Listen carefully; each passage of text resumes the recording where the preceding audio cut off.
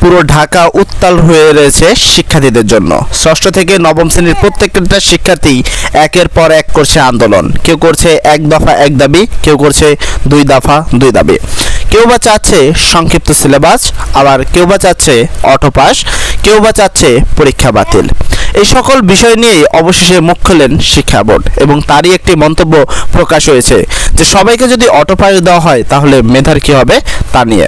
তো আর্টিকেলটায় বলা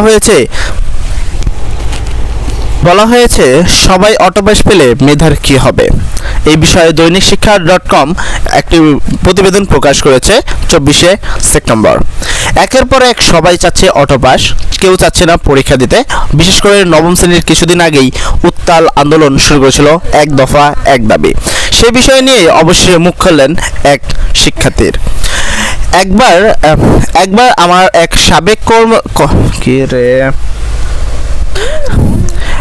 আমার এক সাবেক সহকর্মী প্রার্থীদের পড়াশোনার দৌড় দেখে ভীষণ বিরক্ত হয়েছিলেন। মানে একজন গিয়েছিল একটি স্কুলে এবং সেখানে তাদের একটি ইন্সপেকশন হচ্ছিল, তার পড়াশোনার দৌড় দেখে তিনি খুবই বিরক্ত হয়েছিলেন। তিনি বলেছিলেন, এরা কি কিছুই পড়ে না, ক্লাসে একেবারেই করে না। যদি ক্লাস করতো এবং নিজ বিষয় সম্পর্কে একটু জ্ঞান থাকতো তাহলে তো বোর্ড এইসব গাঁজাখুরি গল্প বলতো না। তার মানে এখানে গিয়ে বোর্ডকে নিয়েও কিন্তু কথা বলা হয়েছে। দেখো, তোমাদের একের পর এক আন্দোলন কিন্তু চলছেই এবং আন্দোলনে কেউ কিন্তু পিছু পা হয়ে নেই। বিশেষ করে নবম শ্রেণীর প্রত্যেকজন ছাত্রই মনে হচ্ছে এক একটা অগ্নিকাণ্ড। তারা একের পর এক আন্দোলন করছে এবং তারা চাচ্ছে না কোনো বার্ষিক পরীক্ষা। তো এই নিয়েই আসলে অবশ্যই মুখ খুলেছে এবং দৈনিক শিক্ষা .comকে জানিয়েছে মাসুম বিল্লাহ। এবার নিউজটাতে আরও বলা হয়েছিল, ঘটনা আসলেই তাই, ব্যতিক্রম ছাড়া শিক্ষার্থীরা পড়াশোনা করে না, করতে চায় না, কিছুই জানতে চায় না। যদিও এজন্য কেবল তারাই দায়ী নয়, দায়ী বেশ কম বেশি আমরা সবাই। সবচেয়ে বেশি দায়ী শিক্ষার নীতি নির্ধারণকেই করা হয়েছে। তারা পাশের হার বাড়ানোর জন্য খাতায় কিছু না লিখলেও পাশ করানোর কথা বলে এসেছেন। ফলে জাতি প্রায় মেধাশূন্যতার দিকেই যাচ্ছিল। অর্থাৎ তোমরা এখান থেকে এতটুকু তো বুঝতেই পারছো যে এতদিন পর্যন্ত কিন্তু তোমাদের পাশের হার অনেক অনেক অনেক বেশি ছিল, কিন্তু হয়তোবা এবারের এক্সামের পর থেকে তোমাদের পাশের হার আর থাকবে না। তোমরা গত বছর লক্ষ্য করতে পারো যে গতবার পাশের হার প্রায় 97% ছিল, প্রায় ফেল ছিলই না।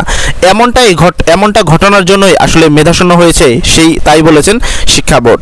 তাহলে তোমরা বুঝতেই পারছো যে তোমাদের পরীক্ষা হবে একটু কঠিন এবং অবশ্যই যারা ফেল করবে তারা সামনের বছরে উপরে ক্লাসে উঠতে পারবে না, এমন আশঙ্কা চলে আসছে।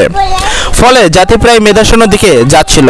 এদিকে ফেরানো দরকার, যাতে সস্তা জনপ্রিয়তায় বিনিময়ে জাতি পুরোপুরো ধ্বংস না হয়। অর্থাৎ জাতিকে টিকে রাখার জন্য আমাদের শিক্ষা ব্যবস্থাকে একটি ভালো পরিমার্জিত অবস্থায় নিয়ে যেতে হবে এবং পরীক্ষা হবে পরীক্ষার ন্যায়, এমনই কথা জানিয়েছেন তারা। দৈনিক আমার বার্তা এখানকে মাসুম বিল্লাহ ক্যাডেট কলেজের সাবেক শিক্ষক, তিনি এরকম কথাই জানায়। বলে, এমন অটো পাস যেন আর না দেওয়া হয়, আমাদের জাতিকে যেন ধ্বংসের দিকে আর না নিয়ে যাওয়া হয় এবং পরীক্ষা যেন ঠিক পরীক্ষার মতো করেই হয়, এমন কথাও জানিয়েছেন তিনি। কেননা এভাবে যদি পরীক্ষা হয় তাহলে মেধাশূন্যতায় ভুগবে আমাদের দেশ, কর্ম বেকারত্বায় ভুগবে আমাদের দেশ। তাহলে তিনি এই প্রতিবেদনে আরও কিছু গুরুত্বপূর্ণ কথা বলেছিলেন। সম্প্রতি আমরা দেখছি সচিবালয়ের তুলনাকামী বাধিত পরীক্ষা শেষ না করেই পাশের অধিকার আদায় করে নিয়েছেন এইচএসসি শিক্ষার্থীরা। মানে এইচএসসি অর্থাৎ ইন্টারমিডিয়েট যারা এক্সাম দিল তারা কিন্তু অলরেডি দেখা যাচ্ছে যে পাস নিয়ে নিয়েছে, কিন্তু পরীক্ষা কিন্তু শেষ করেনি, তারা কিন্তু পরীক্ষা দেয়নি। এবার অটো পাসের দাবিতে অবস্থান ও কর্মসূচি বিক্ষোভ করছেন জাতীয় বিশ্ববিদ্যালয়ের শিক্ষার্থীরাও। তার মানে একের পর এক সকল শিক্ষার্থীরা কিন্তু আন্দোলনে অংশগ্রহণ করছে। একবার করছে এইচএসসি শিক্ষার্থীরা যারা কিন্তু অলরেডি অটো পাস পেয়েছে, এখন আবার করছে জাতীয় শিক্ষা বোর্ড, আবার করছো তোমরা অর্থাৎ নবম শ্রেণী অর্থাৎ ষষ্ঠ থেকে নবম শ্রেণীর সকল শিক্ষার্থীরা।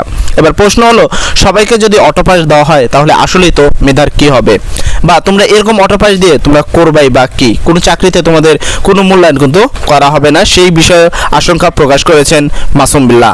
এবার প্রশ্ন হলো, তোমরা এরকম পড়াশোনা যদি করো এই জন্য শুধুমাত্র তোমাদেরকে দায়ী নয়, দায়ী করা হয়েছে শিক্ষা বোর্ডকেও বলা হয়েছে গাঁজাখড়ি গল্প প্রকাশ করেছেন তারা। তাদের উচিত পরীক্ষার মতো নেওয়া, যারা ফেল করবে তাদেরকে নিম্ন ক্লাসেই রাখা, উপরের ক্লাসে উত্তীর্ণ না করা। সেই বিষয়ে তিনি জানিয়েছেন গোবেরি। এখন প্রশ্ন হলো, যদি আসলে শিক্ষাক্রম তার মতামতে হয়, অর্থাৎ তোমাদের এরকম পাশের হার না থাকে আর তোমরা জাতামাতা লিখলে যেন পাস যদি না করো, তাহলে আসলে তো তোমাদের কি হবে? তোমরা কি আসলেই সঠিকভাবে পাস করতে পারবা? এবং তোমার প্রিপারেশন কেমন সামনের বার্ষিক পরীক্ষা নিয়ে, সেই বিষয়েও কিন্তু একটি আশঙ্কা প্রকাশ রয়েছে। তবে অবশ্যই বলবা যে তুমি কেমন প্রিপারেশন নিয়েছো বার্ষিক পরীক্ষার জন্য আমাদের এই চ্যানেলের কমেন্ট সেকশনে। সর্বোপরি কথা, যদি আমাদের চ্যানেলে নতুন হয়ে থাকো তাহলে অবশ্যই সাবস্ক্রাইব করে আমাদের পাশে থাকবা। আসসালামু আলাইকুম।